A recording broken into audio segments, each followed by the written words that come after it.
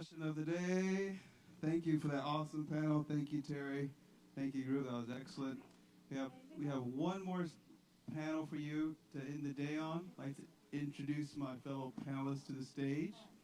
We got Ben Edelbrook, the Vice President of Digital Innovation for Utilities for SAP, and Sajid Khan, the Director of Smart City Strategy and Marketing for Intel. Gentlemen, come to the stage.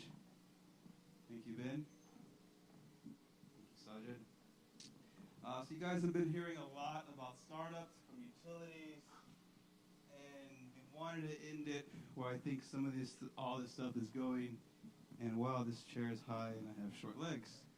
Just reminded again, that was a great one, staff. Great reminder, guys.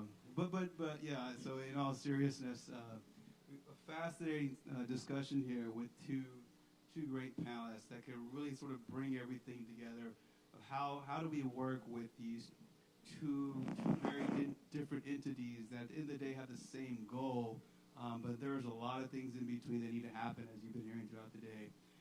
So first off, I want to turn it over to Ben and introduce yourself and tell them about your role, and then I hand it over to Sajid. Thanks for having me. My name is Ben Edelbrock. I'm the Vice President of Digital Innovation for SAP. I'm specifically focused on utilities. I've been in the industry for the past 15 years. I come from a consulting background. I've been through sales. For those who are not familiar with SAP, we're a global entity based in Germany, technically based in actually Philadelphia, outside of Philadelphia. We employ 90,000 people, and so we're a fairly large organization and have been in utilities. We've had a specific utilities solution for 20 years, and we've been in the IT space for 40. All right, and Sajid? Sure. So Sajid Khan with Intel. Most of you probably know of Intel. We're based out of Santa Clara. I'm out of the Oregon office, which is kind of our largest site. I've been with Intel for about 18 years or so, in and around many different sort of marketing and strategy roles. I've worked a lot on the data center side of things, WiMAX technologies, kind of mobile, so a whole swath of different technologies, but I've mostly been kind of focused on either a marketing or a strategy, new business development, kind of new innovation inside of the company. And just about a year and a half ago or so, I picked up a role in the Smart Cities organization where I think about kind of what do we do next in the smart city space in terms of just the strategic opportunity that's in front of us, but also wear a few different hats. It's a smallish team, so I'm also kind of doing marketing and business development in this role. Okay, excellent. So just diving right in, and kind of want to get both of your perspectives here, starting with you, Sajid. So at the end of the day, what advantages do startups bring over more entrenched larger players? So it's a great question, and it's two different beasts, really. Yes. I'll borrow a little bit of some of the construct from Clayton Christensen, The Innovator's Dilemma. Many people in the audience might be kind of familiar with that book. It was written in the 90s, where he kind of came up with this thesis, and a few of just the concepts I think really dial up the contrast between a large company and what happens there versus the flexibility and the nimbleness that a startup has. So if you look at a large company and Intel, SAP, many others, right? This Fortune 100, Fortune 500, these sorts of entities. You've got this, and I've tried this personally, by the way, inside of a large company, kind of trying to go pitch new ideas and so on. There's this mentality of, well, we make kind of $60 billion a year, so whatever you want to bring into this boardroom, better make me $1 billion in a very short amount of time, right? And in talking to colleagues across the industry, the numbers might be different, the thought process might be different, but there's always this, hey, we're large already, so bring us big ideas and make it happen fast, which I don't know if that's necessarily always a realistic expectation. Now the other piece of this is that you've got kind of a cash cow, a product, a service, a software product, what have you, that you already are kind of doing well with, right? So, and there's always competition out there. So a lot of the energy that the smart people inside of any large company, a lot of the energy is is going into making sure that you're sharpening that product, you're bringing out kind of the new version of that product. So that's where a lot of the energy goes. Now, Intel's leadership, I think this was again in the 90s or so, they kind of characterized this, and it's an interesting sort of analogy. We talked about this was, I think Craig Barrett talked about the creosote bush, which is this little plant that grows in the desert, right? And it grows in the desert, and it poisons the sort of the environment around it, so nothing else grows there. So he actually kind of likened Intel's microprocessor business to, this is what it's doing to other innovation.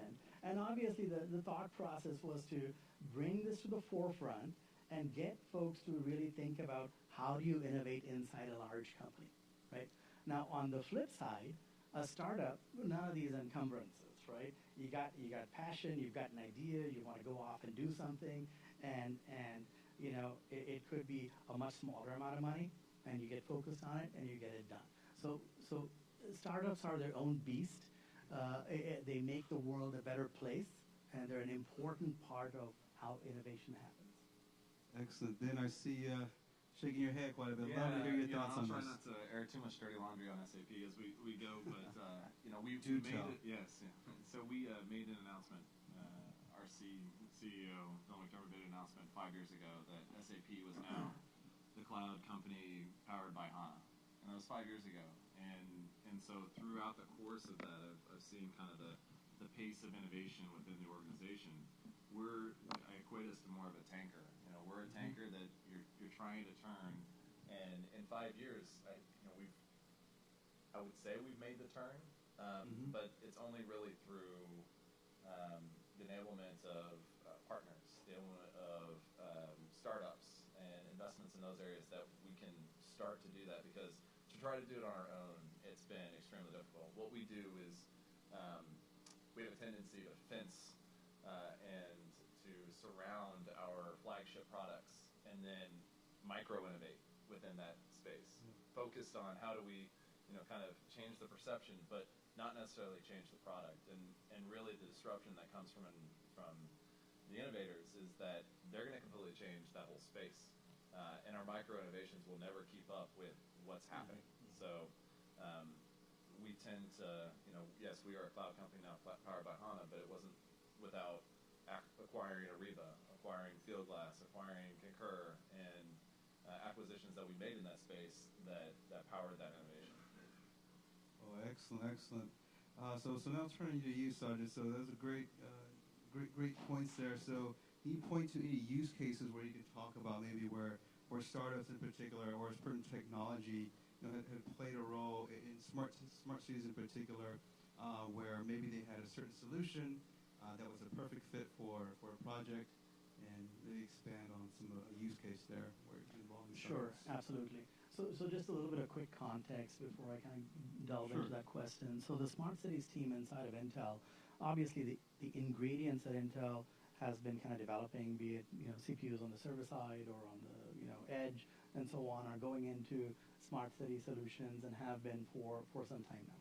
But there's been a kind of an explicit focus on, hey, what can we do in this space over and above the ingredients, right? So for the last couple of years, and even before I joined this particular team, we've been kind of co-developing products and solutions with what we call our ecosystem partners, but both big and small. So there's startups in the mix in these market-ready solutions, which are products and solutions that are ready to deploy, not necessarily just an Intel ingredient. So an example here is we're working with, and we do work with the Bosches and the GEs and the Siemens and all these sorts of big behemoths, right? Yeah. But we're also working with smaller outfits. There's a company out of the Netherlands called City Beacon, for example. There's the CEO is a serial and a parallel entrepreneur. It looks like he's kicked off multiple businesses that he's kind of shepherding along as we speak. And this is it's a kiosk that you can deploy inside of a city or a stadium or an airport. And so we're working with City Beacon closely. They've kind of done a deployment in Eindhoven, downtown Eindhoven, and are doing kind of multiple of these sorts of deployments in different in different countries, different geographies, and we work with them very closely in terms of kind of co-marketing, co-development, and the kiosk itself is, you know, it's a largish kind of thing, 15 feet or so. There's a screen on top for advertising. There's a screen closer to kind of where you can reach it to kind of interface with the kiosk with lots of different sensors and a back end that has kind of a software, you know, APIs, that sort of thing to create a localized economic opportunity for smaller retailers and all that. So that's one example. Outside of that, I do work closely with Intel. Does have a investment arm, Intel Capital, and they bring in kind of quote portfolio companies that they've invested in that we work closely with as well, especially in and around the data and data monetization, that sort of space. Okay, so you bring up a good point just in hearing both that. So, especially for their startups in the room, how do they get to the point? Do you guys maybe we talk a little bit about what is that criteria? Is there a certain profile that a startup just to become part of that ecosystem to where they can work on with your team and maybe Ben to come first? Sure, and I think we focused on that whole concept of micro innovation. There's new technologies that we're striving to build competency in. And for the utilities out there, those that are trying to find data scientists, I know it's a real tough, you know, feat to actually find folks that have a data science background and employ them. So there's areas, whether it's data science or it's blockchain, AI, I mean, we can go through every single buzzword. But the reality is, as we go to market with those are the areas that within our flagship products, yes, we're building in machine learning, but it's the standalone products that really drive the value. And you mentioned a few startups that Intel's working with, but we have a focus of, it's called Startup Focus on the SAP side, and one of the companies that's come out of our program there, I'll mention Guru. They're a materials traceability company that uses blockchain for that material traceability ledger, and so that's an area that if SAP alone was to set a course on that path through stage gates and design gates, and you know maybe a year and a half later we'll have something that we can take to a customer and refine. But working with us and being able to bring those partners to customers, some of them are actually here, we can take what was an idea, something that was built through a startup, and give it full scale, and also give the blessing of SAP in the process. So those are the areas of, you know, those kind of front-running technologies where we just can't get up to speed fast enough as an industry, as a company. Those are the areas that we focus on, and so that's where we invest as well. Okay, excellent. So good follow-up there, and maybe this is for Ben as well, is why at the end of the day, I think we know the benefits in terms of helping these companies scale. At the end of the day, why is it so hard? And we've heard this before from different people. I'd definitely like to hear your perspective. Why is it so hard for utilities to work with startups? Yeah, I think Karen was up here earlier, the CIO of CPS, and she mentioned if you're going to come to us with credentials. Come to us with credentials, right? And I know most of the startups in the room, they're probably shaking their heads as to how we can get credentials on something that is really just an idea, and we're taking to fruition. So that's number one, is the backing of that type of resource, the backing of, okay, where have you done it before, the know-how, and the experience. That's one, and you know, having been in the industry for a while, the first to be last concept of utilities is, we always joke about it, but they always want to see it proven out somewhere else. And so how do you take a startup idea and really give it legs when they're looking to the PG&Es and the DTEs to actually take it forward first? And so you know, that's again where partnerships really come along, and you know, us working together with startups, or you know, startups finding resources that they don't necessarily have contacts with now would drive that. Excellent. So Sajid, so very similar for you. You know, so what advice would you have for the early stage startups who are looking to get involved and work with Intel, for example? What would you recommend to the startups out here to say, hey, What do they need to do? I mean, Ben, you mentioned credentials, coming to the table with that, but what do you see out there? What advice Sure. can you offer? Sure. So really, I would say there's maybe two distinct and separate ways to work with Intel. One, for an early stage startup, the clear path would be Intel Capital. And a little plug for Intel Capital. They've been around. I'm not part of Intel Capital, by the way, but I'm happy to connect folks with the organization if there's an interest. So Intel Capital's been around for a few decades. And I actually kind of dug into this a little bit. They've invested $12 billion over the last 2 to 3 decades into the startup ecosystem. The typical deal size is anywhere between 250K to 250 million. So there's this broad swath of startups that they're looking at, so there's a lot of activity there. Just last year, they invested, or Intel Capital invested, upwards of $500 million, I think close to like 700 million or so, into the startup ecosystem. So there's a lot going on, but if it's early stage, that's the clear path, is to work with Intel Capital. Now, they're interested in recent acquisition or investments and acquisitions have been, no big surprise, right? AI, autonomous driving. Intel bought a company called Mobileye about a year and a half ago, 2 years ago maybe. Movidius, which is an edge analytics sort of an outfit. So lots of different things going on, but that's the clear path.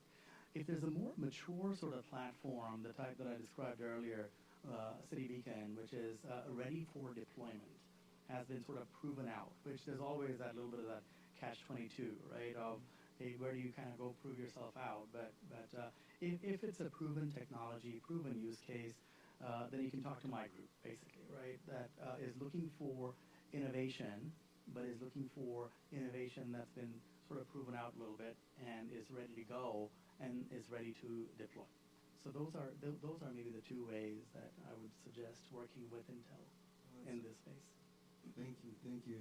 And Ben, you mentioned one startup, and maybe it was materials. What other areas do you see you guys investing in or targeting working with startups? Yeah, so I mentioned, I think, startup focus to start with. So that group is truly focused on how do we start bringing outside entities in, how do we give them the resources they need to come to market. So we enable them, we give them access to a platform. So the resources to actually do the development, we give them the resources to our consulting community. We train them, and then at the end, I mentioned that we'll actually bless the product. We go through and then we make it available on our price list. So I think that's the biggest asset that we have is to go to market. One individual actually bringing something to market is not going to get as many eyeballs as if you have the full power of our sales forces, our marketing, to get behind it. One of the startups that I've mentioned is, and this one actually came through SAP.io, so that's our joint venture. We also have another arm called Sapphire Ventures, and so they both fund our startup focus teams. But Celonis, so everyone wants to talk about RPA and robotic process automation, what it does, but Celonis actually handles the process mining that, capturing all that data, looking at the digital footprint of all your processes, and looking at that spaghetti diagram that comes out that shows, okay, this is the happy path, and these are the thousands of different workarounds you have to actually take a payment. Those are the areas where it feeds into, and it can provide you an automated path to, okay, what are the processes we actually need to automate? So that's where I would focus. Is SAP is focused on areas that are, again, robotic process automation, AI, deep learning, and enabling those components, because on the platform that we give to our developers, we enable that blockchain component, that foundation. We enable the machine learning component, and so we expect and we give the tools to be able to really to do that. And so I would encourage anyone who's in that startup community to go to Open Ecosystem Build and sign up. And so it'll give you the tools you need, and it'll get you set on your way. Okay, excellent. Just be honest, we will be using Slido to take questions. I have about one more question for our panel up here, and then we will be taking questions at start at ETS@slido.com. So please send those in. So and this was with both of you guys at least. So what is the cost for a smart city or utility for not being ahead of the innovation curve? And Sajid, I'll let you take that one. Basically, the price of inaction. Sure, sure. So if we sort of step back a little bit, right, before I get into the specifics of it, just the problem statement that's in front of us, right? Yes. Just a few months ago, we were thinking about, what are smart cities, what's going on in this space, all that sort of stuff. Why do we kind of talk about this with a broad audience outside of Intel? And some interesting kind of findings, right? So it took a couple 100,000 years for humanity to hit 1 billion people. This happened in the 1700s. Since the 1700s to today, we now have 7x that number, so we're at 7 billion plus. About half of us, a little over half of us live in cities today. That number is expected to increase to about 2/3.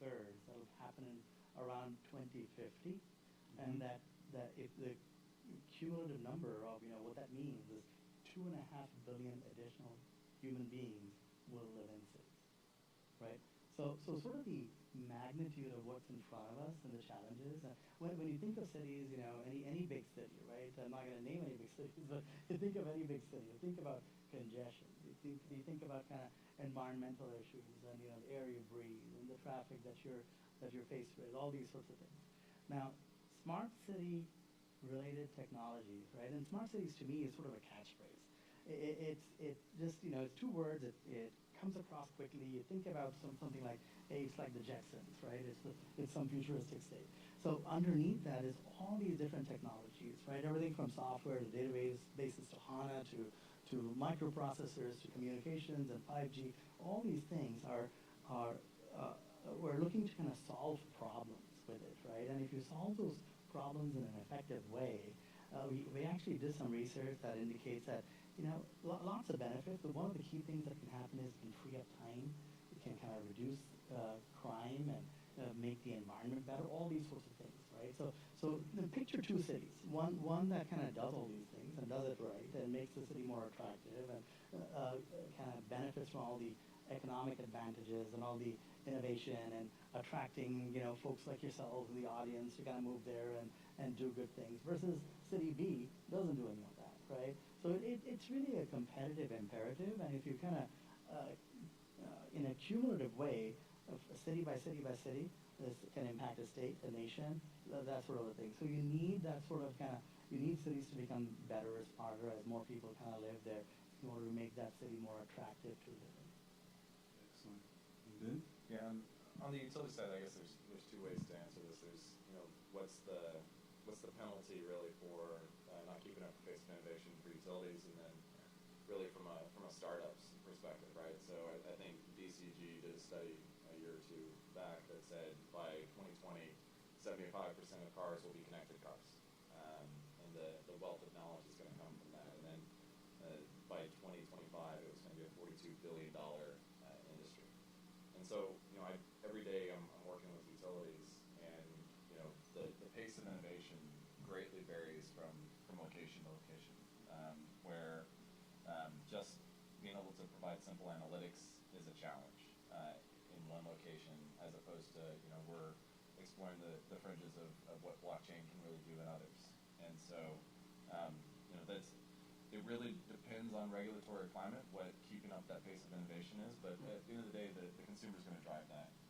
I don't think they're ever going to take away the poles and the wires from our utilities, but they're definitely going to figure out how to utilize them in a different way. So peer-to-peer networks around electric vehicle charging, there's things that we're working with utilities today that I shake my head at, and I'm like, man, if this catches fire, then all of our utilities are going to be in a little bit different position. And then from a startup perspective, it's really about, if I put my consulting hat back on, it's about the integration, right? Once you get something firmly planted into a utility, I mean, you can't pry it out to save your life. So I mean, we've got the first SAP industry solution for utilities went in 20 years ago. It's still running, still going, still, and so that's the challenge. Is if you don't get to that challenge, then SAP will, or someone else will. It'll take us a little bit more time, but really, you're keeping up with some of those big giants, and once they get their hooks in it, it's going to be tough to pull out. Excellent, excellent. So, do we have any questions coming in, Aaron? Okay.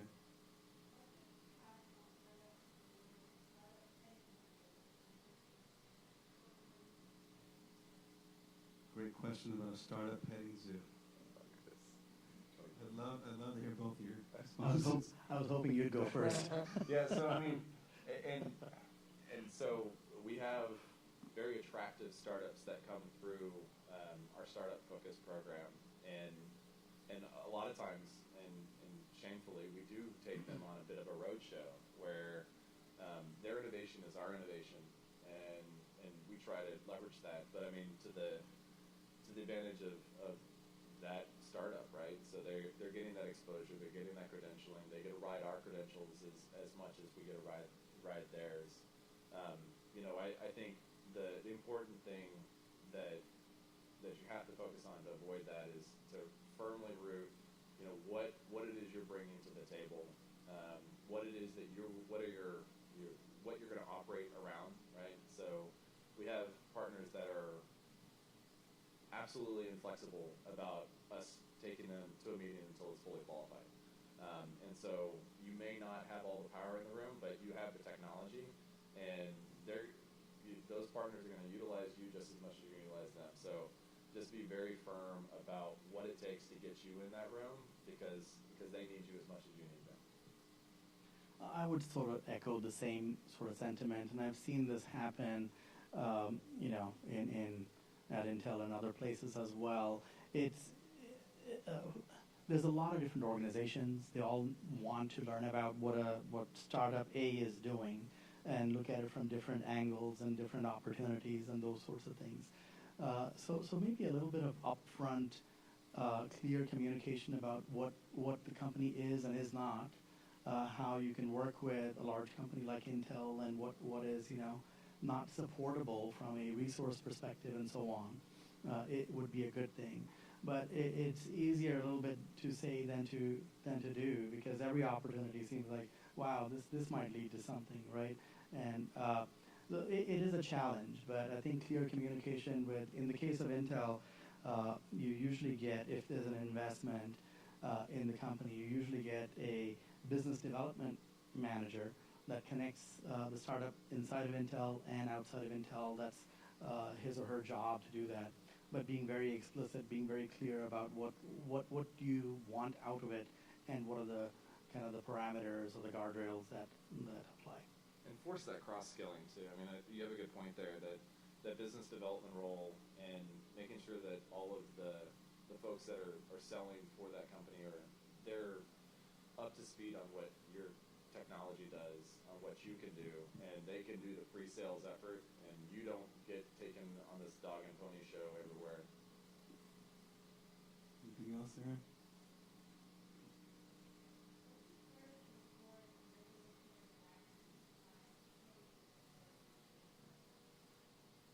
Sorry, I lost the last part of that.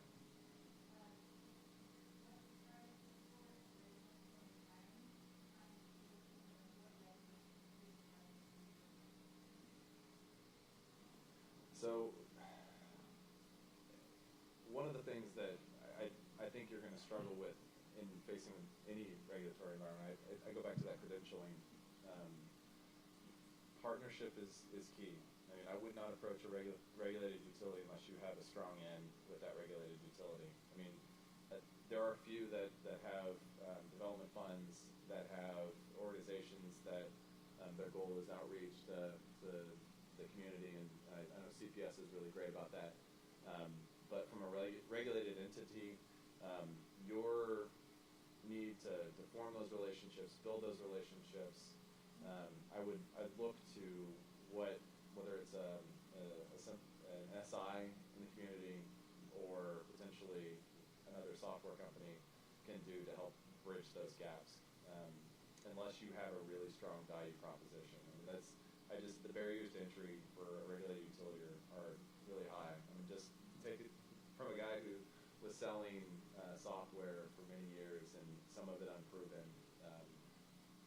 Until we found a good partner to support us, we really struggled.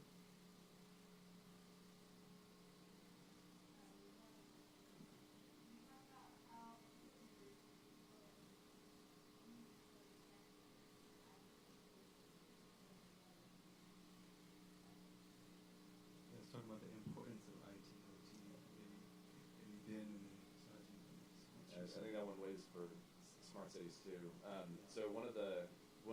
remember 3 years ago we did a really good project for CenterPoint where it was a commingling of IT and OT. It was around underground residential distribution, so I saw some of the startups were focused on that, and so the biggest challenge we ever had was getting both of those parties to the table, and what really got us over that hump was the agile development methodology. Getting your business to realize what you're doing for them from an IT perspective is huge. And so shifting off of waterfall and getting to agile where you're having these sprints and you're constantly showing the progress that you're making in an area that they never expected to see anything out of. Because traditionally what would happen is they take all those requirements in and go in a dark room, and then 3 months later they come out with, okay, is this what you were looking for? The secret to our success on that one is really having those sprints and being able to engage with the business in a collaborative fashion where they both had buy-in and they both had stake. I mean, the other thing I would say is sponsorship and executive alignment across both of those areas was key. Okay, Sajid, 30 seconds. You want to wrap it up there? Yeah, sure. I think in the smart city space, the first step is to be clear about what exactly you're working on or talking about, because again, it's such a broad space and there's so many sort of use cases and entities and so forth. So having that clarity and going in with that clarity, I think is an important part of it. All right, thank you, Ben, Sajid. It's been a pleasure. Thank you, audience, for your questions. And the gentlemen, it's been great. Thank you so much. Appreciate it.